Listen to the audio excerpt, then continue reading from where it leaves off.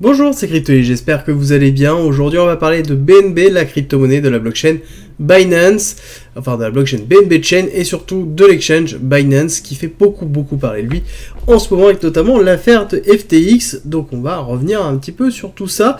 Dans une première partie, comme d'habitude sur les updates, on fait une partie fondamentale, on va parler de l'exchange, on va parler de la BNB Chain, on va parler de CZ, le CEO de Binance qui influe énormément le monde de la crypto, surtout actuellement avec la crise de FTX. Et ensuite on ira faire un tour sur les graphiques pour attaquer un peu les prévisions sur le BNB et ce qui s'est passé dernièrement. Vous allez voir, il y a quand même pas mal de choses. Avant de commencer, si vous voulez soutenir la chaîne, likez, partagez, ça aide au référencement et abonnez-vous si ce n'est pas déjà fait. On commence tout de suite.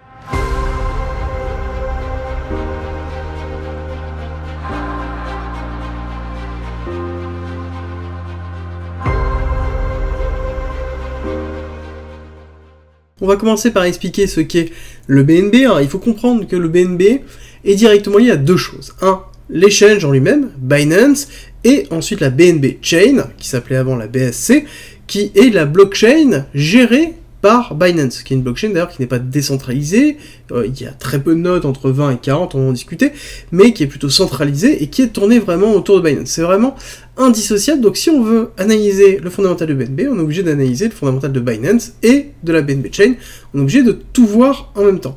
Alors déjà, Binance, on va être très clair, c'est le numéro 1 et de très loin en termes de volume. À l'heure actuelle, ça représente, là, sur les volumes d'aujourd'hui, qui sont des petits volumes, on est pas loin de 85% des volumes de trading en spot et pas loin des 82%, je crois, en futur. Donc on est quand même sur le mastodonte de la crypto-monnaie et qui a une influence colossale. Binance, c'est quoi? C'est absolument tout ce qu'on peut trouver dans la crypto-monnaie, avec un exchange, index, des recherches, on va avoir tout ce qui est Trust Wallet, donc directement un crypto wallet décentralisé, on va avoir un broker, on va avoir un launchpad, on va avoir des gift cards, on va avoir des NFT intégrés, on va avoir quand même beaucoup de financement. C'est un acteur qui est très fort, qui aide aussi beaucoup les différents projets à se lancer à travers des caisses de financement. C'est à côté aussi des produits pour les institutionnels, donc c'est beaucoup de choses. C'est une carte de crédit, c'est à peu près tout ce qu'on peut trouver sur la crypto-monnaie et la finance décentralisée, étant donné que c'est un acteur qui est somme toute assez proche de la finance décentralisée, avec notamment PancakeSwap et son écosystème de la BNB Chain. Et oui, la BNB Chain, forcément la blockchain de Binance, on y va et on y arrive.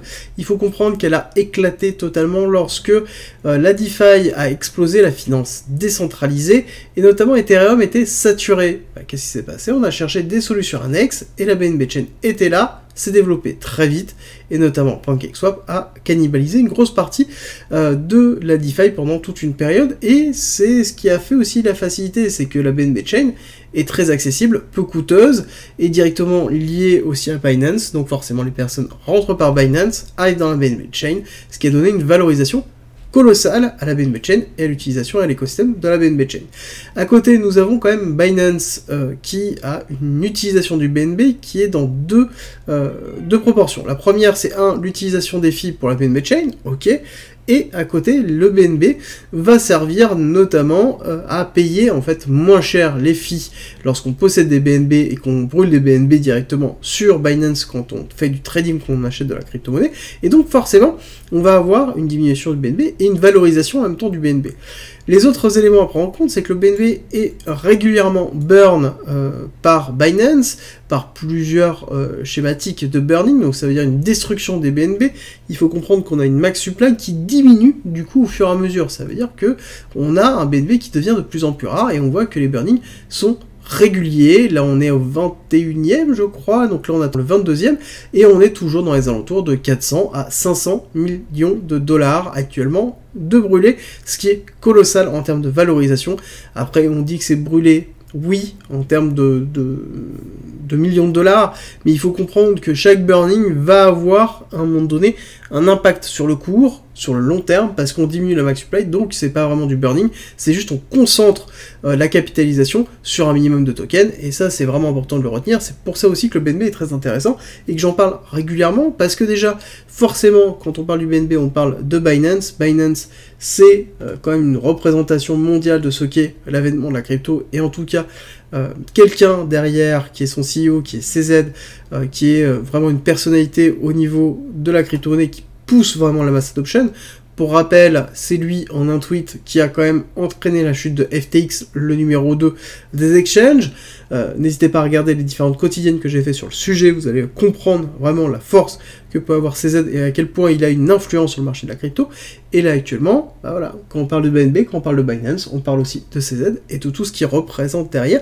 Donc forcément, c'est un enjeu fort et vous allez voir, il y a eu des impacts très très forts au niveau du cours, ne serait-ce que par un ou deux tweets, il y a des choses qui ont éclaté, notamment au niveau du BNB, et on va voir ça tout de suite. Je vous rappelle avant que le Discord est disponible en commentaire et en description, c'est gratuit et c'est un lieu d'échange et d'informations sur la crypto, la blockchain, le trading et l'investissement.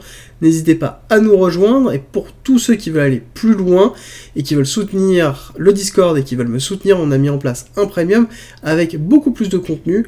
Plus de 100 vidéos et 300 pages de formation structurées dans un parcours pédagogique. On rajoute du contenu toutes les semaines dessus, donc ça n'arrête pas de croître. Vous y retrouverez aussi des stratégies de trading, des stratégies d'investissement, des analyses, des lives hebdomadaires, des briefs quotidiens que j'effectue sur le marché, et plein d'autres contenus importants pour avoir la bonne information et progresser. Je vous mets une petite vidéo de présentation en haut à droite pour les curieux, et on attaque tout de suite l'analyse technique. L'analyse technique, on voit bien justement la schématique d'une grosse accumulation et d'une explosion.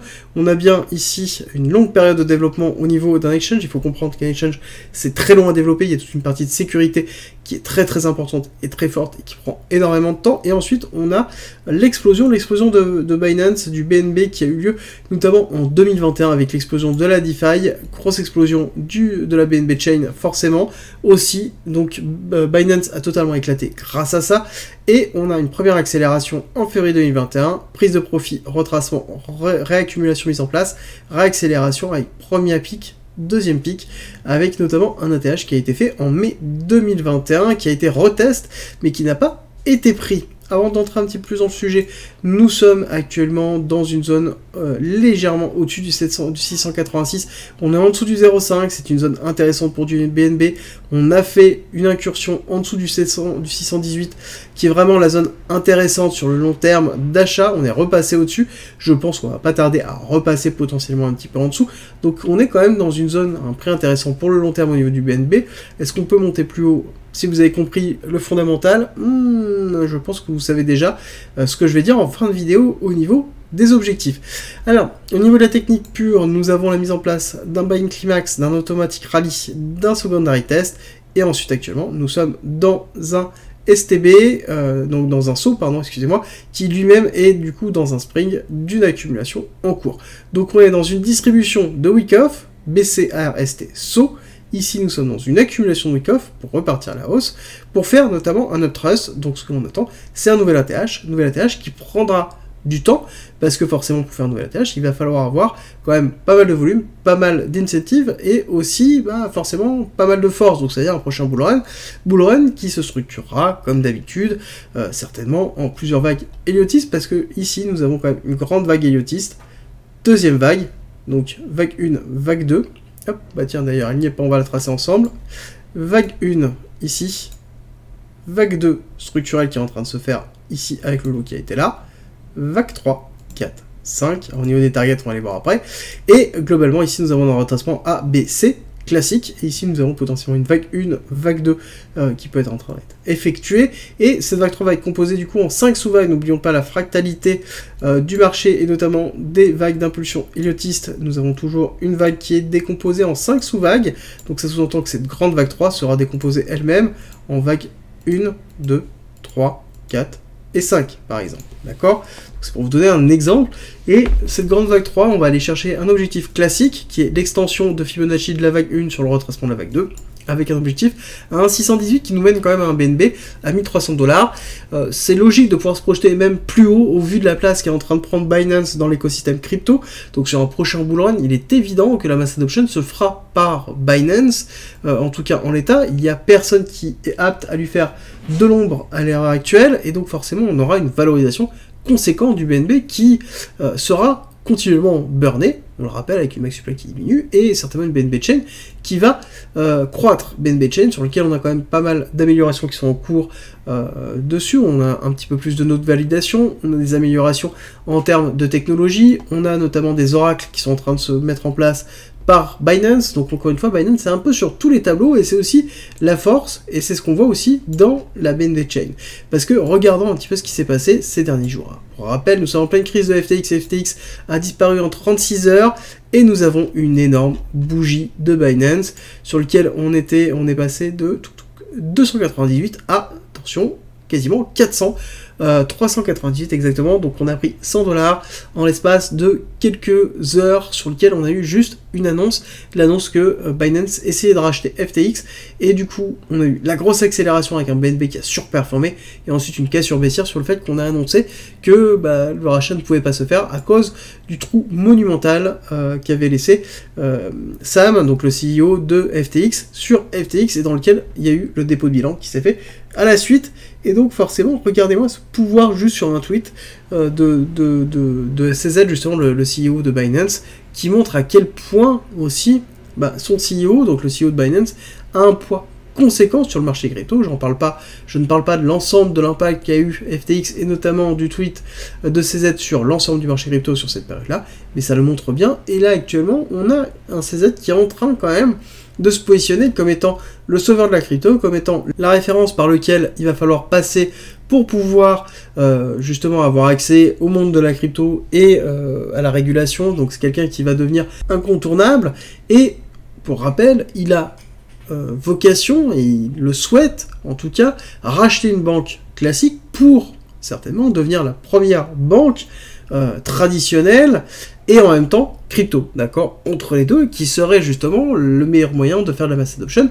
On rappelle que lui, son but affiché, c'est ce qu'il a dit lors de son MEA de la dernière fois, c'est qu'il n'a aucune vocation à détruire les concurrents, parce que ça ne lui fera pas augmenter plus son chiffre d'affaires ni sa part de marché. Par contre, l'augmentation de la mass adoption, c'est exactement ce qu'il vise, parce que c'est là où il va pouvoir se développer. C'est sûr que si on double ou triple ou x10 le nombre d'utilisateurs, quelqu'un qui possède déjà 85% du gâteau, profitera beaucoup plus de la mass adoption que le reste.